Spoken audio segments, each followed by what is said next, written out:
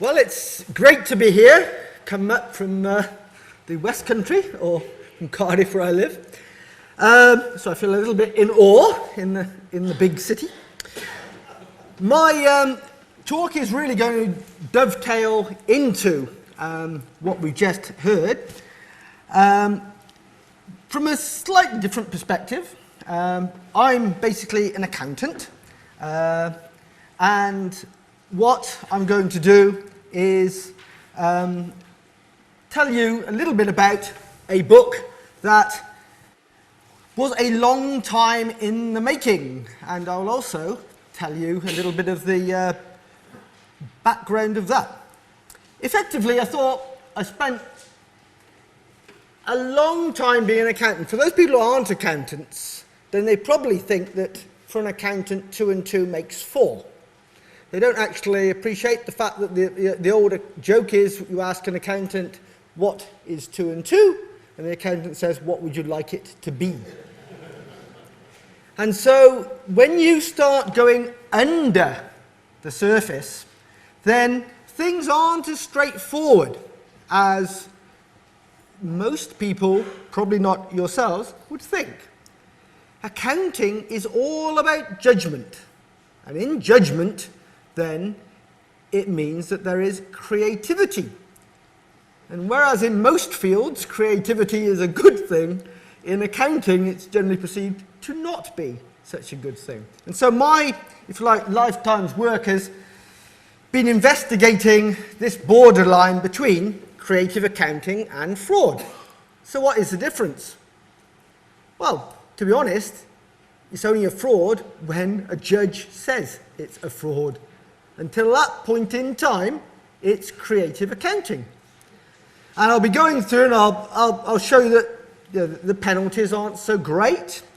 I would take issue a little bit with the first talk in which Edward said that basically frauds were quite complex. I would agree. There are a set that are very complex, but also a set that are incredibly easy, that you would have thought a 5-year-old could pick up, but some of the auditors obviously didn't. This book, which I wrote, Creative Accounting, Fraud, International Accounting Scandals, Michael kindly put a flyer on your chairs. It's by Poyais. For some reason, and I've no idea why, he's got a very, very old flyer which has me down as Cardiff Business School. I'm now at the University of Bristol, so I don't know quite how long ago that was done. But this book, basically, I thought, well, let's see if I can get together a group of colleagues who give us a global perspective on accounting scandals. No book like this has ever been done before, and now I know why. Because basically, the book was held up for a year after a legal read. Because basically, in the UK, we are apparently the libel capital of the world. And the lawyer came up with about 37 pages of comments on this book. And I said, well, to Poyais, well, I'm not going any further with it unless I get a personal indemnity. They said, we're not going to give you a personal indemnity, but we will give you an insurance contract. We negotiated for a year on the insurance contract, and then their New York office intervened and said, we're not giving him an insurance contract, but we will give him a personal indemnity. But we won't give the individual authors of the individual chapters personal indemnity. So then I had to act as an in-house lawyer. It was terrible process to get through. But hopefully it is a rich source of what goes on. And I can echo completely the story of the past scandals. They have happened throughout history. And I'll be just, I won't go into the historical element too much, but I'll just give you a list of one of the chapters looks at the history of scandals, and you'll see that it goes back to, the oldest one I know is a scandal in Mesopotamia. But they have always happened, and I suspect that human nature is they will always happen. I once sat in the garden for an afternoon. It was one of the most enjoyable afternoons I've had as an academic, thinking up cartoons for a book that I was writing. And this basically sums up, if you like, my feeling about accountants, that they are, as I said before, creative, and therefore it shouldn't surprise anybody that accounting as a discipline is full of creative accounting and full of frauds. I gave a talk about a year ago to a group of management accountants in Bristol, members of CIMA, the Chartered Institute of Management Accountants. And basically what happened was I said to them during the talk, okay, can you give me an honest answer here? Who has used creative accounting in your career? Every hand went up. I talked to a professor of management accounting in Bristol who was worried about his son. He said, oh, I'm worried about him. He's too honest. He says that he will never use creative accounting. And I said, he said, I think that's going to be a real problem for him in his career. And my last little thing, sort of from an introduction, I will say, is that I used to have, I think we're all called Mike around here, but I used to have a colleague stroke friend who lived quite close to me. He was called Mike, and I saw him one day, and he was a management accountant, and he worked in the Valleys in Cardiff. And he looked really fed up. And I said, what's the matter, Mike? He said, work, he said, it's the year, it's, the quarter's end, and I've got to put the results up to head office. And he said, it's a real bugger. He said, they've told me that they want £500,000 profit. I said, yeah, so what's the problem? He said, I've only got 350,000, He said, so that means that I've got to spend the whole weekend going and counting all the stock that I would not normally count to get it up to £500,000. And he said, Sonia is furious. It's her birthday over the weekend. I promised to take her out. But again, we're talking about the creativity that underpins accounting. I basically will contrast creative accounting with what accountants are supposed to do. What accountants are supposed to do is give a true and fair view of accounting. A true and fair view. But that implies that there has to be flexibility and there has to be judgment. For example, if you had a fleet of lorries and you were using them up over 5 years, you would expect to depreciate them over 5 years. But if you had a similar company, had a fleet of lorries and use them over 10 years, then you would expect to use them up over 10 years. And so, inherent in that judgment, we have lots of different scenarios. And you've got true and fair, you've got creative accounting, you've got impression management, and you've got fraud. Fraud, I would define as stepping outside the regulatory framework deliberately to give a false picture of the accounts. But it has to step outside the regulatory framework. And it isn't very easy, many times, to tell when somebody is stepping outside the regulatory framework, because the whole point about the regulatory framework is that it's set there to deliver a true and fair view, and therefore it's deliberately flexible. And in that flexibility, as I said, there is the potential for creative accounting and potential for fraud. if we look at the range of possibilities that why this happens, a lot of it is just personal incentives. There are great incentives in a capitalist system to make money out of bonuses, shares, share options, and to do that you have to deliver a certain amount of profit. And to do that you need to look at the accounting that goes behind that. Many of the problems actually stem from the way that the capitalist system works and the way that analysts predict what future earnings will be. Companies do not like reporting under what analysts predict because it often has a negative effect upon their share price. And so lots and lots and lots of empirical studies have shown that basically accounts are manipulated to deliver what the analysts expect them to deliver.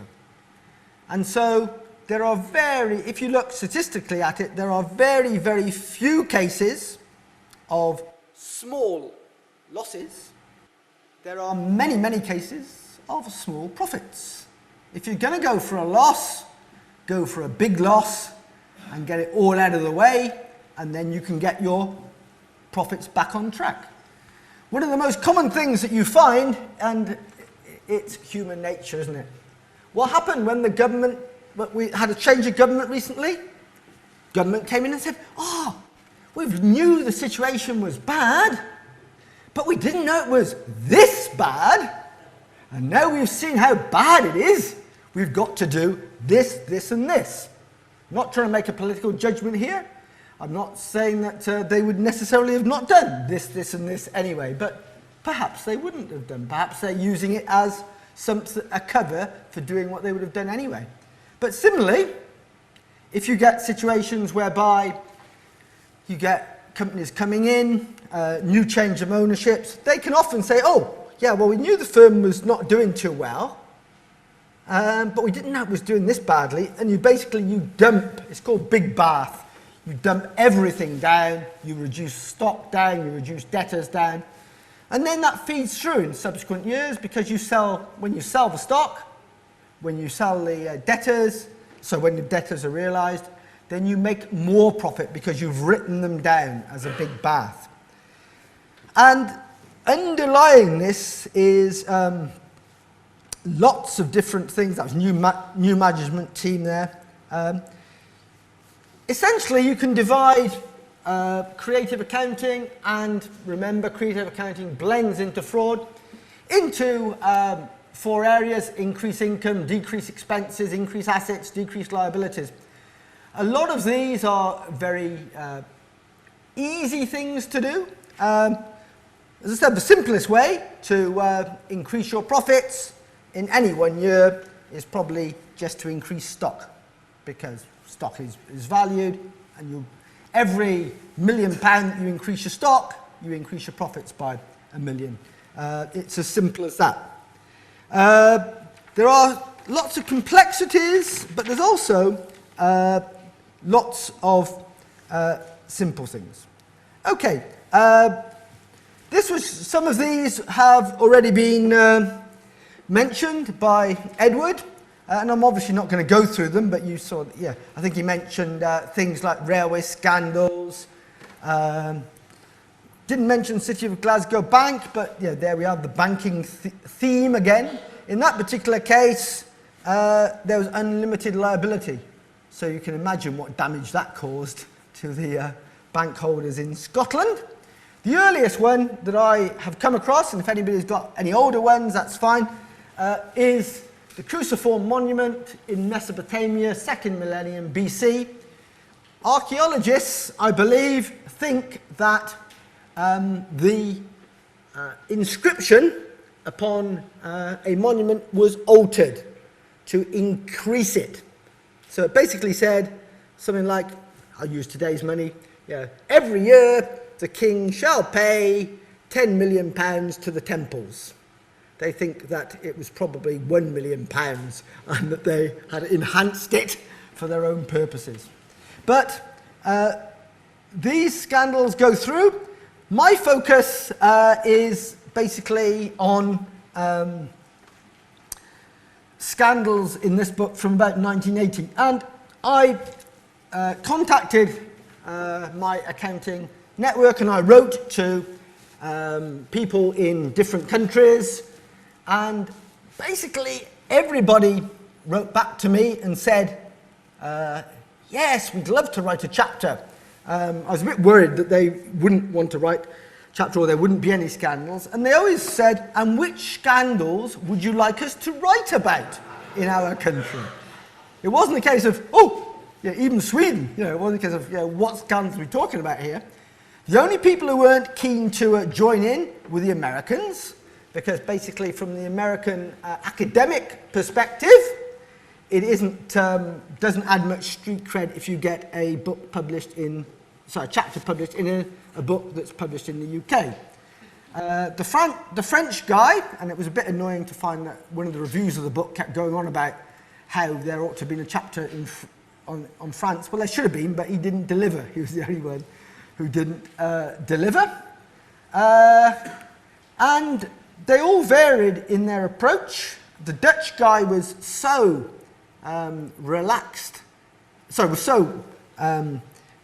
uptight about the chapter that he wanted to withdraw from the book when we had these legal problems.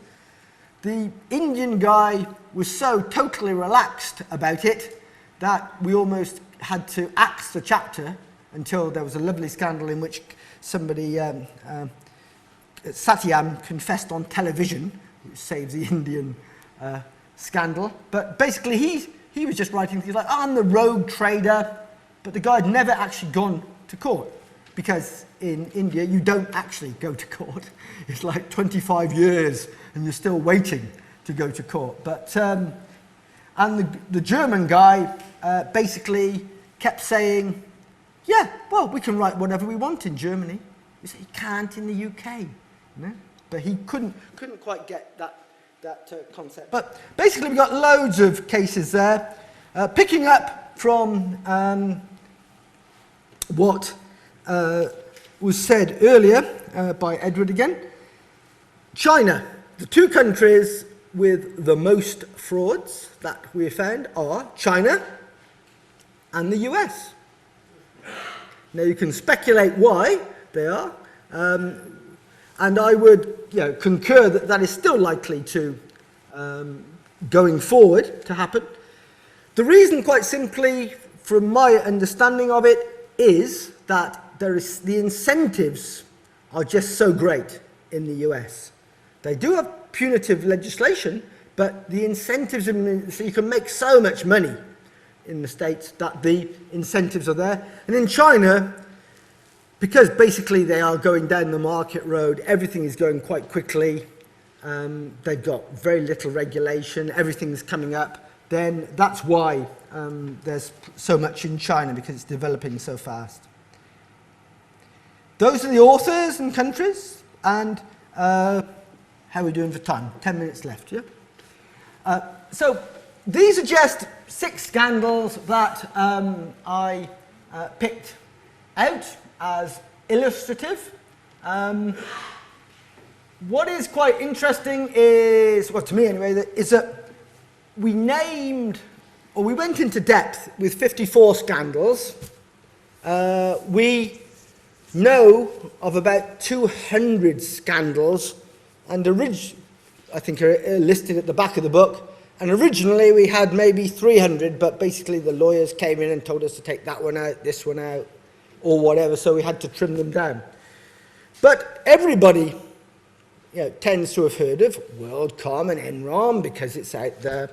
Most people in Europe tend to have heard of Parmalat, but a lot of these other cases, you will not find many people at all have heard of them.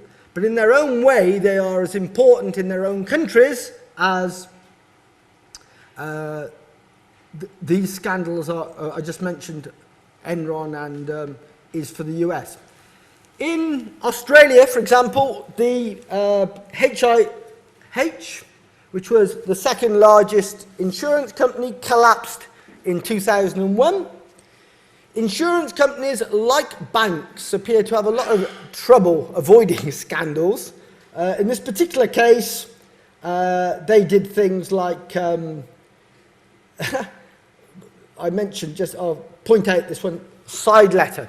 A side letter is a lovely thing, because basically what they did was they said, in their accounts, it said that we have transferred all liability to this scandal, I don't know, let's say to Australian Mutual.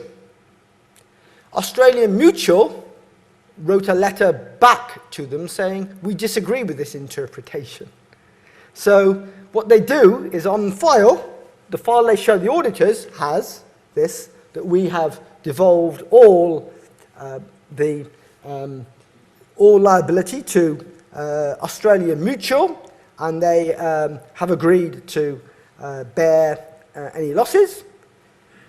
That's on file, but what they don't have is the letter back from Australian Mutual that says, well, actually, we disagree with this interpretation. We will not bear all losses. So you have, if you like, asymmetric disclosure. And that is often at the root of scandals. Shenzhen Beiwan, fifth largest company in China, 1997. Just a host of problems. One that I sort of am very fond of is the Bank of Crete. There was a guy called Kotas. He went over to the US and apparently learned his trade as a forger over in the US. And he came back and he started working in the Bank of Crete. And he stole $1.5 million. He just transferred it to his uncle's account in the NatWest Bank in London. Nobody seemed to notice. So he did it again. And it was a complete failure of internal control. And overall, I think it's alleged, because they haven't actually got the figure, that he embezzled 32 million. But the methods that he used were a mixture of really simple. There was some complicated stuff in there, but a lot of it wasn't rocket science. Parmalat, yes, Parmalat is a potentially, there are some tricky issues there, but the one I like is a forged, 3.59 billion Bank of America check that apparently the auditors left to the company to post. It was a bank verification. There wasn't money in the account. All right, so basically there was no money at all. Okay, now I'll just pick up some themes in the last 5 minutes. First of all, I would agree totally with this idea that you've got charismatic persuaders. Some would say con men, but basically the people who usually are leading the companies that are doing these massive frauds are charming. They're the sort of people that you want to go out to dinner with. You know, they just really are great people, and they can convince the birds off the trees. As an idea, who I had to rewrite the book because just before it was going to print, he came back to face trial. He'd remained in North Cyprus for about 21 years, but just as I was going to print, so I had to then change it all to as Owen's protested his innocence and his return to face trial. Yeah, but you probably followed the case. Mario Conte at Banesto, there was a lovely quote about him being a womanizer, a dabbler in the occult. it was in The Economist. We couldn't use it in the book because in The Economist they could write an apology in the next issue, but we couldn't write an apology in the book. So there are managerial motivations. A lot of it is covering up bad performance. What we never know is how many people got away with this. Because you've heard, it's just like gambling, isn't it? You go in, you lose a bit of money on the horse, you put more money on the horse. Well, sometimes it works. And so a lot of a case in Japan, they actually said to the judge, yes, we came in, we found that the company was practically bankrupt. We did this because if we had gone bankrupt, then thousands upon thousands of people would have lost the share, their money from shares. We thought we could turn it round.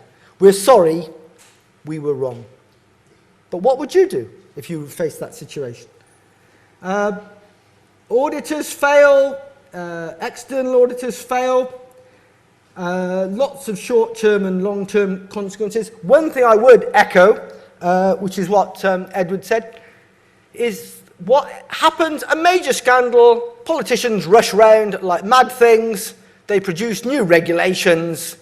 A very wise professor once said that it takes 4 years to write scandals. It takes an intelligent accountant or merchant banker 30 minutes to find a loophole.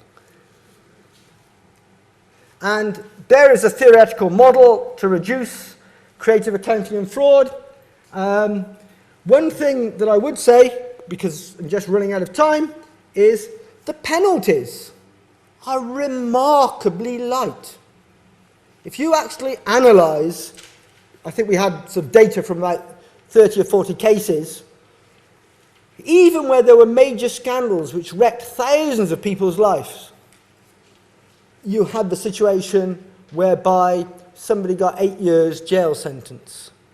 I think they probably could count on the fingers of one hand the people who got sent to jail for more than 10 years. Enron was one example. So the Americans are quite tough, but generally very, very trivial sentences. So overall, final conclusion, I would echo Edward that basically we are never going to avoid creative accounting. We're never going to avoid frauds. We can keep our eyes open.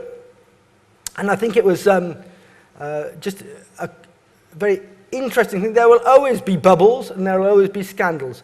I keep waiting for Jeremy Paxman to sit in front of a vice chancellor in 4 years' time and say, but wasn't it obvious that one day the Chinese students would stop coming over here, and therefore, 25% of UK universities would go automatically bankrupt?